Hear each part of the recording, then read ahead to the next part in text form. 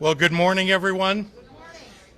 And thank you all very much for joining us this morning here in Forest Park as Illinois sits on the precipice of opening COVID-19 vaccination appointments to all residents 16 years of age and over. Let me also welcome the Illinois Department of Public Health Director, Dr. Ngozi Ezike, Cook County Board President Toni Preckwinkle, Cook County Health CEO Israel Rocha, Kane County Board Chair Corinne Pirog, and Representative LaShawn Ford, all of whom have played a critical role in our all-hands-on-deck COVID-19 vaccination effort. I also want to thank Mayor Hoskins for hosting us here in Forest Park and for his welcoming this vaccination center, which we opened not too long ago, and now are vaccinating thousands more than we were even at the very beginning of this facility. Folks, I'd like to ask us all to take a moment to think back to where we were just 1 year ago. On April 8th, 2020, 14,700 people in the United States had died from COVID-19, about 500 Illinoisans among them. The vast majority of states of every political stripe had implemented a stay-at-home order. Americans were banging pots and pans at dusk in gratitude for our healthcare heroes, hanging signs of love in nursing home windows, volunteering to deliver groceries for those most vulnerable. We showed up for one another. And experts the world over said it would be perhaps overly optimistic for us to see a vaccine to protect against COVID-19 even perhaps 18 months later. But the science has been there all along, waiting for the right disease to battle. The vaccines work, and they're saving lives, and they're protecting those who get vaccinated. The researchers and doctors met the moment, and we are grateful. Today, about 1 year from the beginning of the pandemic, the state of Illinois alone has administered over 6.7 million doses of vaccine. 73% of our seniors and 42% of our 16 and over population has had at least one dose. 25% of our adult population has been fully vaccinated.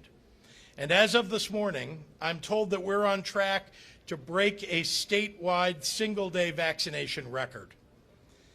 We have everything we need to get to the other side of this crisis as vaccine shipments increase and more Americans are ready to be vaccinated. Starting Monday, every Illinoisan 16 and over, no matter where they live or where they work, will be eligible to access these life-saving COVID-19 vaccines. Weeks ago, we set our sights on April 12th as the date for every county receiving vaccine from the state to open to full eligibility. And I am so proud that all 101 counties plus suburban Cook County have met that timeline. As a reminder, even with improved vaccine shipments, patience continues to be the watchword here. We continue to have special vaccine clinics for seniors and those most vulnerable, so some doses are still reserved for them. But it is important that we begin to address the whole population, because the danger of the new variants spreading means that we want every dose to get into arms as soon as humanly possible. The vaccine is the best weapon against the variants, and it's the fastest ticket back to normal life.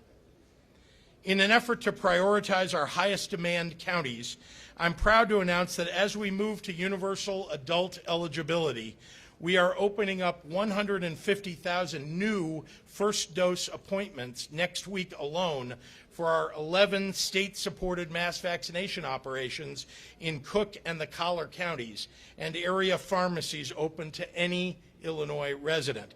That's on top of tens of thousands of newly available appointments at hospitals and local county sites and other mass vaccination sites throughout the region. Those appointments will open in the coming days, and many more will come after that. And it means that we'll be delivering 250,000 doses next week in Cook County and the Collar counties alone. Again, even with all of these new appointments, there will not be enough vaccine in week 1 to get everyone that wants to be vaccinated a dose. But vaccine doses will be arriving more quickly than ever before, and the public health system is doing everything in its power to get these vaccines into the arms of our residents as quickly as the federal government can deliver them. We have not only expanded appointments available, we've also increased the number of vaccination sites. As of today, we have more than 1,000 COVID-19 vaccination locations across the state of Illinois. That includes 20 large National Guard mass vaccination operations, sites at Costco, CVS, Walgreens, Hy-Vee, Walmart, Kroger, Mariano's, and Jewel Osco, and others, as well as many independent pharmacies, federally qualified health centers, clinics, hospitals, and the 96 of our 97 local health departments who receive vaccine allocated by the state of Illinois. We also have dozens of mobile teams reaching into underserved communities, one-stop shop teams supporting rural communities, rapid response teams targeting areas with outbreaks, and state sites aimed at improving the vaccination rates of certain select counties. We can find, all of you can find the site closest to you at coronavirus.illinois.gov. And if you don't have a computer or you just prefer the phone, please dial 833-621-1284. That is a statewide hotline if you want to get a coronavirus vaccine appointment. 833-621-1284. Our fight to stay safe and protect ourselves isn't over, but with each day and each dose, we move closer and closer to putting this pandemic to an end. In the meantime, I encourage all Illinoisans to mask up, to keep helping each other out, and we will get through this together. So thank you, and with that, I'd like to turn it over to a leader who has given her all, each and every day, to save lives and keep us safe, someone that I am so proud to call our IDPH director, Dr. Ngozi Ezike. Doctor.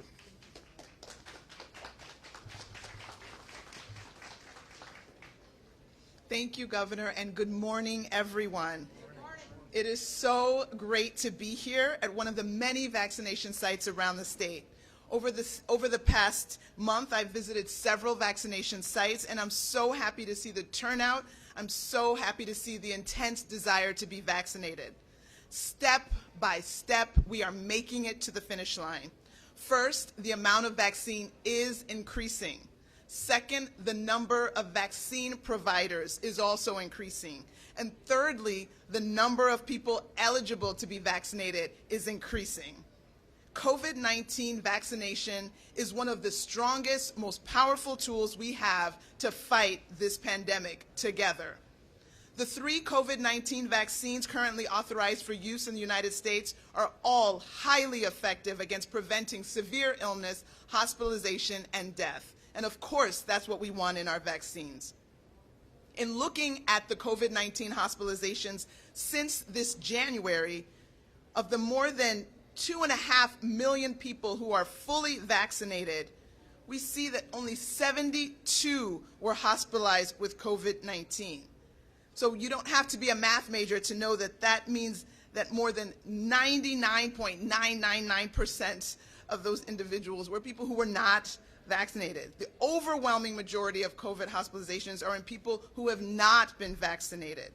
And unfortunately, there are many people who are not vaccinated, and we're all working on that. And so we are seeing the number of people in the hospital with COVID-19 grow now. On March 12th, about 1 month ago, there were under 1,100 people in the hospital with COVID-19. Yesterday, reported almost 1,800 people in the hospital. And this goes hand in hand with the number of rising cases. On March 15th, we reported 782 cases. Yesterday, nearly 4,000 new cases. So yes, we have a vaccine and we are elated about that. but it doesn't mean that this pandemic is completely over. We do need to continue to wear our masks before we can return to what we were doing pre-pandemic, in the way we did it pre-pandemic. So this resurgence is here, and until we have better herd immunity, we will continue with this layered public health measured response. Involves wearing masks, washing your hands, careful with crowds, keeping 6 feet of distance, getting tested, answering the call when the contact tracers call. All of that is important, and of course, get vaccinated as soon as you can. Getting vaccinated, as the governor described, is getting easier every single day with more vaccine, more providers, and in just a couple of days, open eligibility to everyone over the age of 16. And speaking of providers, I have to give a super special shout out to all the local health departments and our state health department.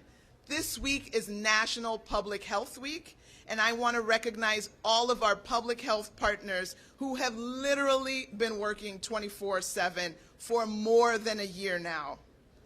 If you could, if you would, please reach out to your local health department, reach out to any public health official that you know, and say thank you. It has been a rough road for public health leaders, and any kind word these days can make all the difference and would be so much appreciated. Let's continue working to end this pandemic. We need to cross that finish line all together, and it's only a few steps away. Get vaccinated for yourself, for your friends, for your family, for your community, so that we can all get back to doing what we love, how we love to do it. Thank you for your continued support. We will be all in Illinois. Buenos días. Me da mucho gusto estar en uno de los sitios de vacunación del estado. Durante el mes pasado visité varios sitios de vacunación y me dio mucha alegría ver a tanta gente con el deseo de vacunarse.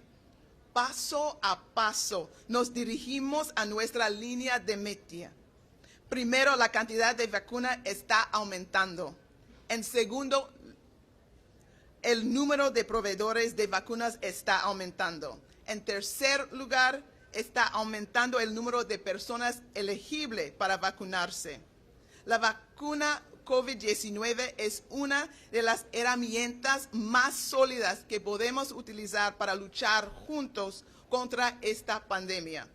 Las 3 vacunas autorizadas para uso en Illinois son altamente efectivas contra enfermedad grave, hospitalización y muerte. Desafortunadamente, una vez más, estamos viendo que la cantidad de personas en el hospital con COVID-19 continúa aumentando. El 12 de marzo, casi hace un mes, había 1,082 personas en el hospital con COVID-19. Hoy informamos 1,798 personas están en el hospital con COVID-19. Este coincide con el aumento de casos que estamos viendo. El 15 de marzo se reportaron 782 casos. Ayer se reportaron 3,790 nuevos casos de COVID-19. El hecho de que tengamos una vacuna no significa que no tenemos que usar nuestras máscaras y podemos volver a lo que estábamos haciendo antes de la pandemia. Estamos viendo un resurgimiento. Debemos continuar con las medidas de salud pública.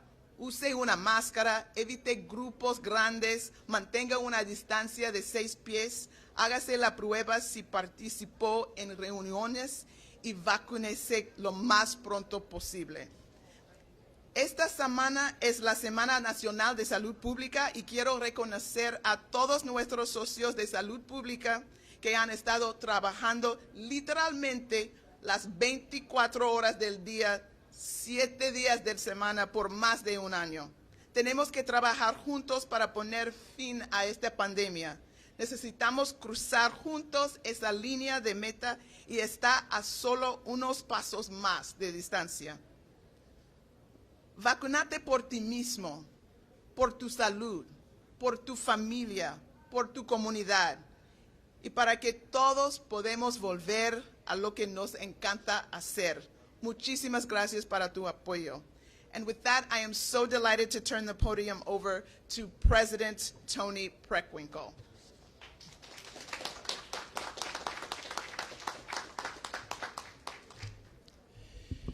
Thank you very much, and good morning, everyone. Before we start, I want to acknowledge those who are with us. I'm very grateful for Dr. Ezike's kind remarks. I want to thank Governor Pritzker, of course, for his leadership as we have addressed this challenge, and the National Guard, which he has brought to this site, and many others around the county, which have enabled us to do our mass vaccination. So I want to begin by thanking the National Guard men and women who are here with us today.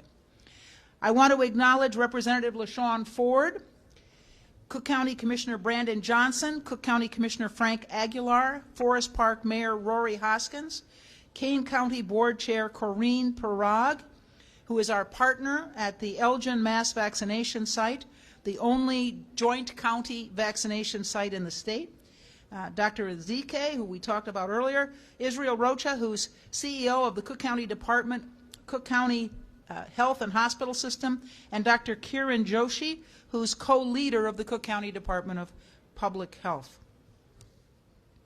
Today marks another hopeful day.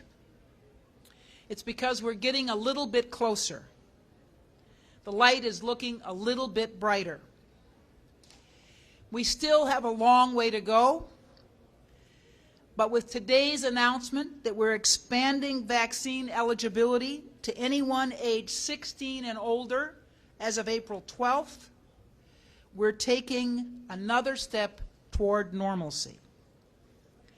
And while we're excited to take these steps, I want to make sure that we continue to set clear expectations. Demand continues to outweigh supply of the vaccine, so I join my colleagues in asking for your continued patience. During this time, I'm very proud of all the hard work that's being done to provide equitable access to COVID-19 vaccine for the residents of Cook County and to all of the residents of Illinois. There is no doubt, however, that some of our most vulnerable communities have been disproportionately impacted by the pandemic, and to get to the other side of this extraordinary moment, we need to continue vaccinating as many people as possible. As we talk about normalcy, we must also keep in mind that there's still much to be done to protect our residents. We must continue to wash our hands, to wear our masks, and to practice physical distancing. As our Cook County experts have said, we need to continue to make progress in vaccinating our residents, but if we have trends in the wrong direction, we'll not hesitate to tighten restrictions on gatherings indoors or outdoors. Our future rests upon the decisions made in this critical moment. So Cook County will continue to follow the science and the guidance of our health experts. This is what Cook County has been doing since the beginning of the pandemic, and we will not stop now. April 12th marks the next step, an important step in our recovery. We thank everyone for their patience up to this point as we've moved to various phases of the vaccinations. The weather is warming, and we know we're all hoping for a great summer. But to get there, we must work together. And now I'd like to bring to the podium Israel Rocha, who's head of Cook County Health.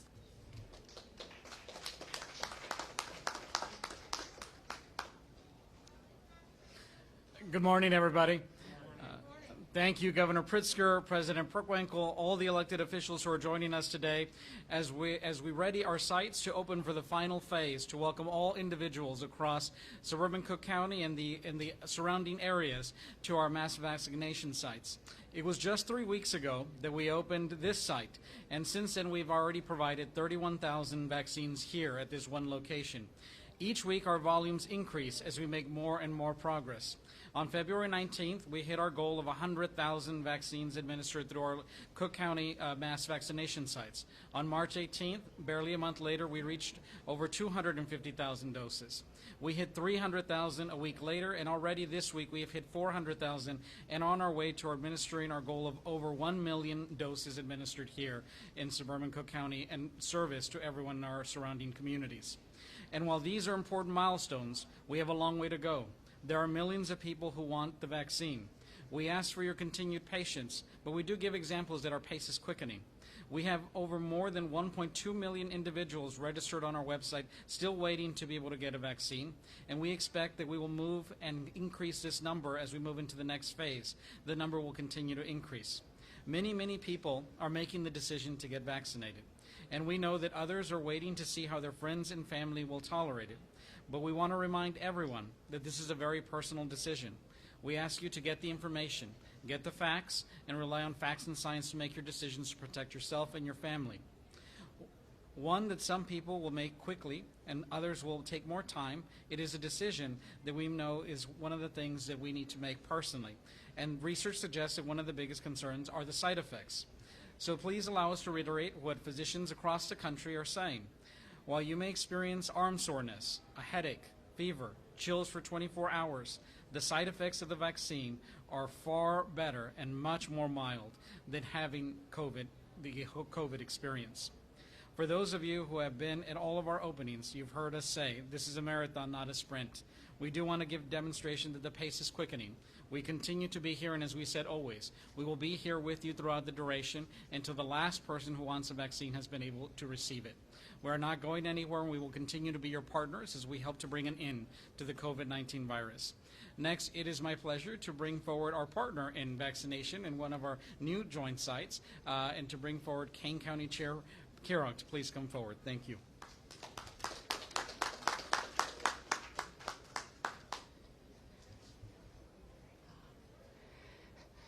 Good morning.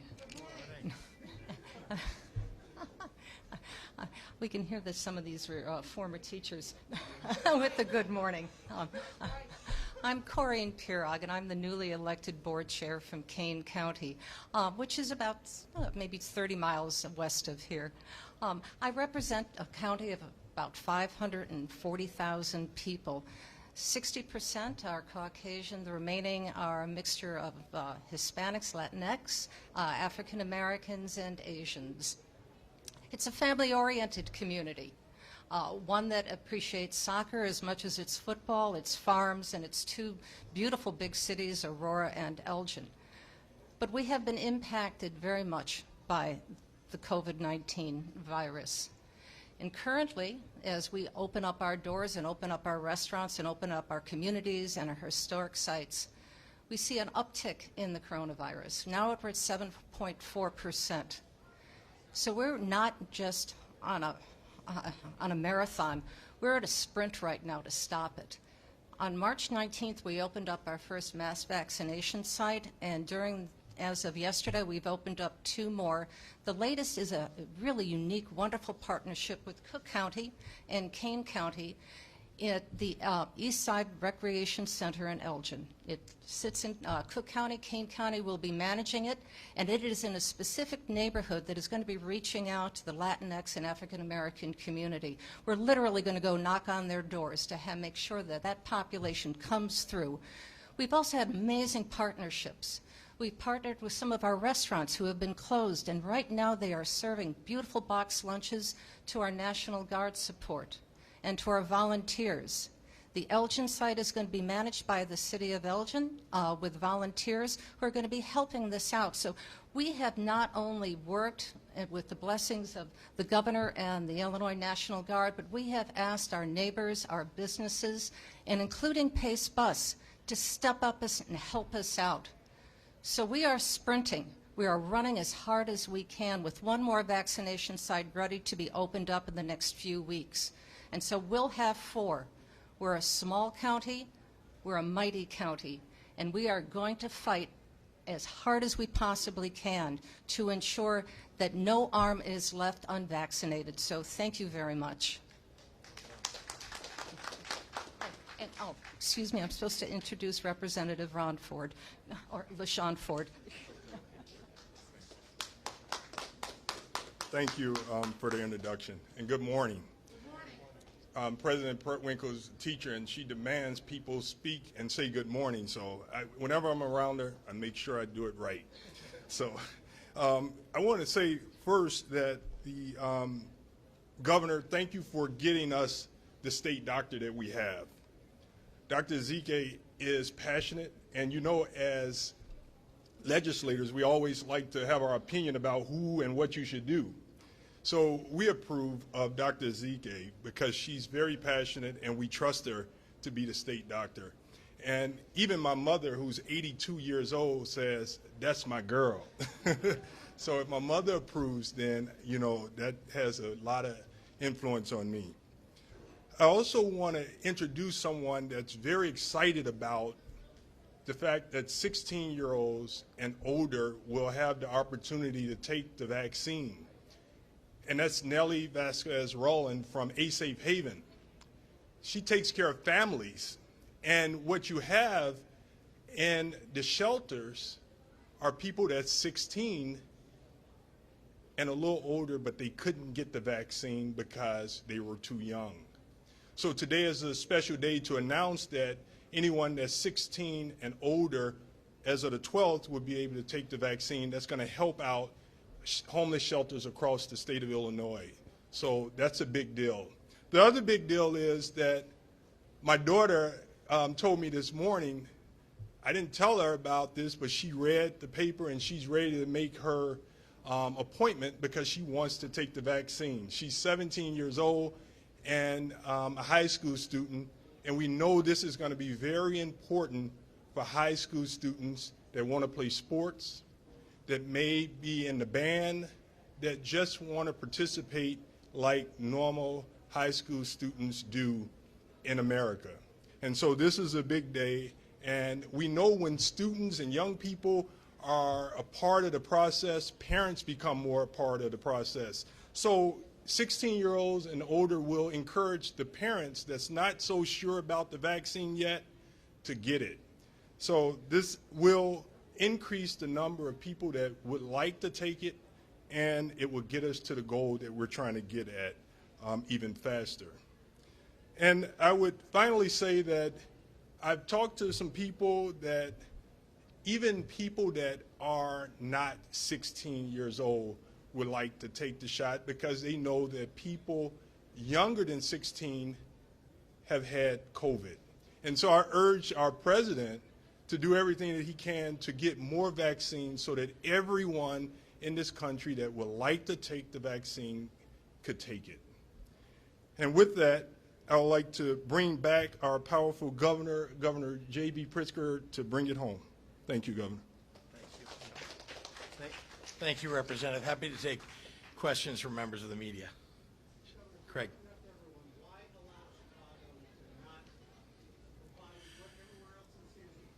Well, Chicago gets a separate allocation of vaccine from the federal government, as you may know, and so they make their decisions, of course, as we do, trying to cover the populations that they feel are most vulnerable. We just believe in the state, and I think that the President of the United States has expressed this too, that we're at a point where the variants are rising. They're coming at the population so fast at every age. We need to make sure that we open this up to everybody. You know, there are lots of different groups that have been prioritized prior and groups that you could separate out and say, you know, we want to prioritize going forward. But we now need to get as many shots into arms as quickly as we possibly can. We're reserving some vaccine to make sure we're targeting particularly vulnerable groups that aren't fully vaccinated yet. But right now, we just want people to show up and get vaccinated as soon as possible. So do you believe that Chicagoans should come to the suburbs to sign up? They're absolutely welcome to. I'm sorry to interrupt, but I want to make sure that people in Chicago know that they are welcome to sign up for our mass vaccination sites. You know, obviously, Chicago is now aiming, as I understand, to open up April 19th. So there'll just be a week there between April 12th and April 19th. But if people choose to come to our mass vaccination sites, they're absolutely welcome. Do you believe that Chicago's vaccine rollout has been too complicated? Look, this is such a challenging time in our history. Nobody's ever done this before. No country's ever done this before. This is literally a once in a, I don't know, multi-century or ever situation. It has been challenging for everybody. So all I would say is that the ACIP guidelines that the CDC put forward were complicated to begin with because we didn't have enough vaccine. And we still don't have enough vaccine for everybody all at once. But the significant increase in vaccines has made it now available. If people will be patient, we can make more and more appointments available beginning, and we are, April 12th and beyond. So I think it has been a complicated endeavor for everybody.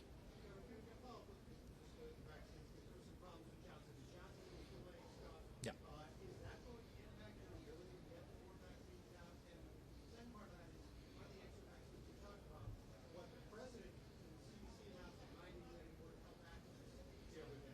Say that last part, I just didn't hear you.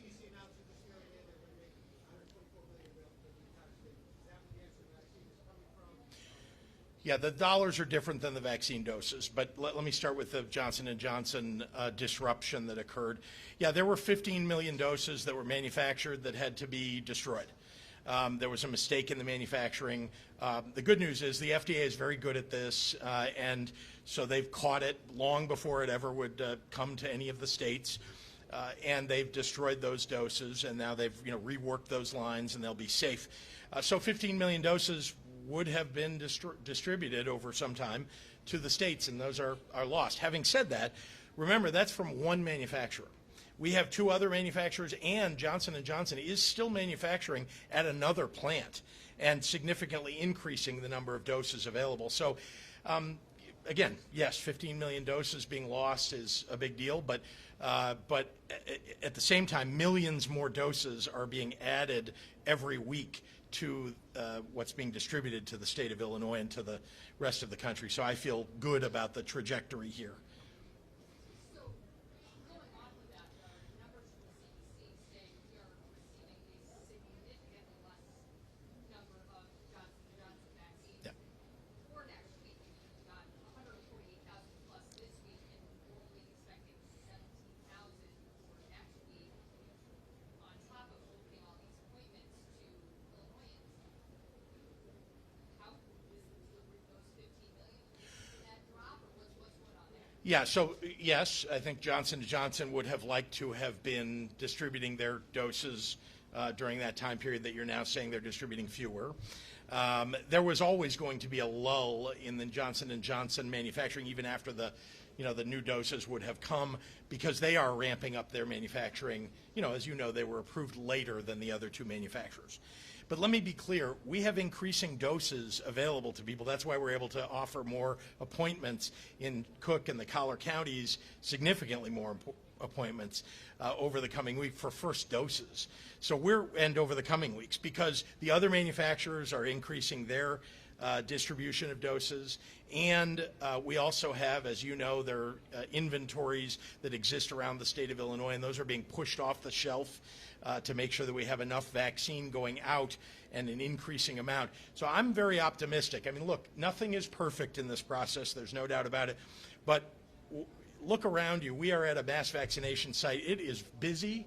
And we are so pleased to see it. The life that's here is giving life really to the state of Illinois and to the people of Illinois, and I'm very proud of that.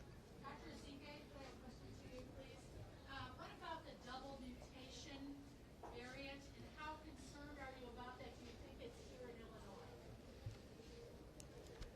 So we keep hearing, we get updates from the CDC regularly about the variants of concern, the variants of significance. And so we know of the ones that are predominantly circulating here in Illinois. That's the B117 that was first identified out of the UK. That's the majority of the variants we see is there. We know that viruses mutate all the time. When there are people who are susceptible to infection, that is what the virus needs to mutate. So there are viruses and variants that are going to be happening as well. What we don't know about all of these variants, and that's what we're going to be continually studying throughout this process, is what are the properties of this variant? Is it more transmissible? Will it evade vaccine protection? Will it evade natural protection? So as we continue to sequence the variants, sequence the samples that we have, we will learn more and more. But yes, we know that new mutations will continue to be developed, and with time and research, then we'll be able to figure out what's the significance of these new variants that come on board beyond the kind of established players that we're more aware of now.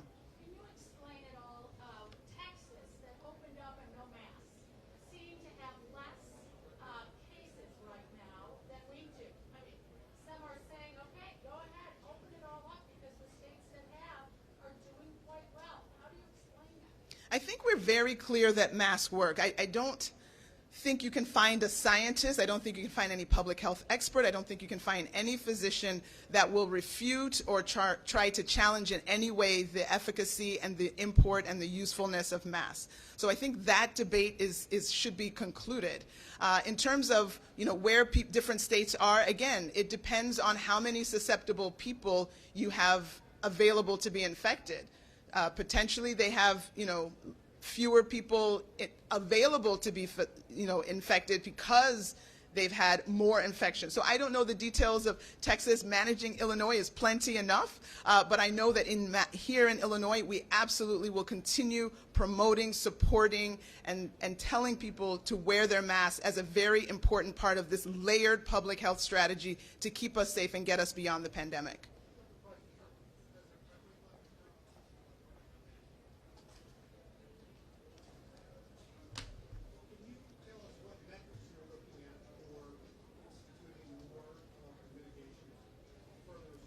Sure, I'm going to ask Dr. Joshi, who's co-leader of our Cook County Department of Public Health, to respond. Thanks so much. Good morning, everyone. Simply put, we look at a number of metrics, including case rates, case positivity, and hospital utilization. As my colleague indicated earlier, we're at a time of great hope, but also a time of great uncertainty. And I would caution everyone to continue to mask, to continue to not congregate, because it's only then, if we follow that good public health guidance, that we can reduce the rates of COVID-19, which will make the vaccine rollout that we're seeing be very successful, be even more successful, and work and put an end to this pandemic. Thank you. Yeah, Kiran Joshi, Kiran Joshi. Thanks. Senior Medical Officer and co-lead of the Cook County Department of Public Health.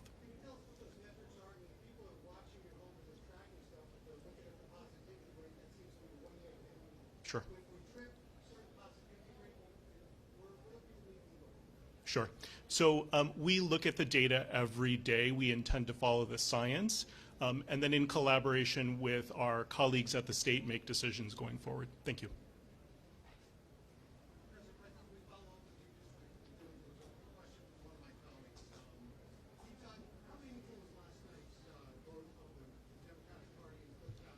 Can we stick to why don't we stick to the issues at hand? If there are any more questions that are on topic? I do have one. For the governor. Yep. The judge has refused to dismiss the challenge from the Geneva restaurant about your emergency orders. Yeah. Your reaction to that, and how much longer will those emergency orders continue? Well, we want to keep people safe and healthy through the end of this pandemic, so we're going to do everything that we can. If it requires emergency orders, we're going to do that. As to the case, the legal challenge that you're referring to, as you know, there have been a number of right-wing organizations that have stoked some of these lawsuits, and they continue to try to poke and prod to find something, anything. They've lost at every turn. This is just another one of those cases. Location certainly communicates with the folks who sign up for their appointments directly. What I can tell you is that every one of those locations and the local public health departments is doing their best to make sure that no appointments get canceled, and that to the extent that someone expected to get a certain kind of dose, that they will get a dose. It just may not be the Johnson & Johnson dose that they get. we've got to keep moving here. You know, even when there are some people who prefer the one-shot dose, some people who choose the other, you know, for whatever reason, the other two. And all I can tell you is that even just getting that first shot in your arm and having that in there for 14 days while you're waiting for the second shot is an enormously beneficial thing for protecting people. And so we want to just keep this train moving. We want to keep people showing up and getting their vaccine. And obviously we'd all love to have one-shot vaccines, you know, for everybody. We don't right now. There are more that may come online. Johnson & Johnson is doing its best to get more vaccine to the states as fast as it can. Thank you. President Preckwinkle, could you talk about what happened last night? Democratic Party to endorse the school board legislation.